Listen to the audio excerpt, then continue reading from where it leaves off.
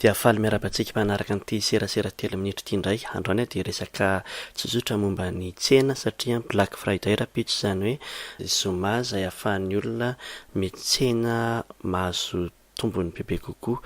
Ka ny ataoko izany androany dia resaka momba ny fiantsenana amin'ny internet. Misy toerana roa ngezabe fiantsenana amin'ny internet no hitako hoe azo antoka. Ny voalohany izay malaza indrindra dia ny eBay izay hitantsika eto izany ilay site ary ny faharoa dia ny Amazon. Ireo site anankiroa ireo ny hitako malaza indrindra sady ampiasaiko ihany koa izay azo atao hoe azo antoka. Fa misy koa ny site hafa ohatra ny sinoa dia ny AliExpress izay ahitana zavatra mora. Dia misy koa moa ny France ny Cdiscount ny Bon Prix misy toerana hafa ihany koa. Ireo anankiroa ireo izany hitako hoe iraisan'ny firenena maro dia ny Amazon sy ny eBay.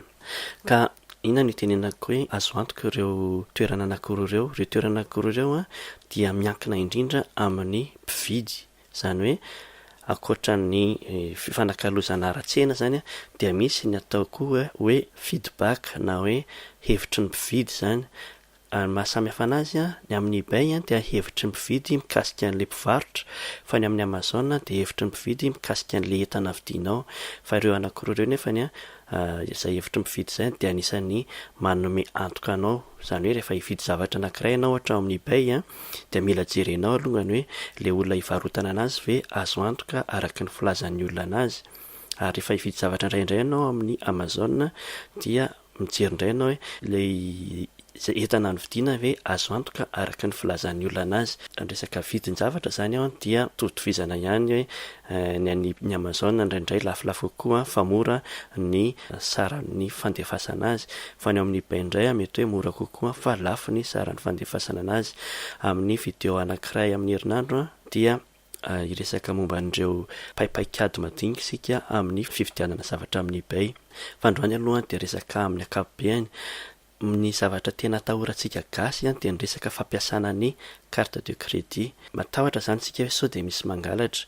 Ny eBay sy ny Amazon dia tsy dia tena misy an'izay olana izay fa azo antoka eo amin'ny resaka fandoavana vola. Na izany na tsy izany aza nefa dia mila mitandrina foana ihany rehefa mampiasa ny carte de crédit, indrindrindrindra ao amin'ny eBay satria mila azonao antoka tsara hoe ilay entana vidiko ve tena ilay izy tokoa ary ilay mpivarotra ve tena azo antoka tokoa. Dia eo miankina amin'ilay teneniko hoe ilay hevitry ny olona mikasika an'ilay mpivarotra. Fa rehefa avy eo indray ny tena tombony aza indrindrindrindra ho an'ny eBay dia ny fahafahana hoe mamerina an'ilay entana rehefa ohatra ka tsy hamahafa-po anao ilay izy ary na ohatra koa ka tsy tonga ilay entana vidinao dia miverina ny volanao rehefa takinao. Ny amin'ny Amazon koa ny antoka izany dia hoe azonao averina ilay izy ao anatin'ny 2 volana raha ohatra ka misy zavatra tsy mampety anazy. Ireo anankiroa ireo izany no hitako hoe azo antoka sy azo ampiasaina indrindrindrindra. Dia izay ihany angamba ny ataontsika androany satria tapitra ny 3 minitra fa toizantsika manaraka indray amin'ny resaka tsena ohatran'izay koa dia mametraka ny veloma ao antsika rehetrarehetra indray. Dia aza adino ny j'aime sy manindry an'ilay s'abonner.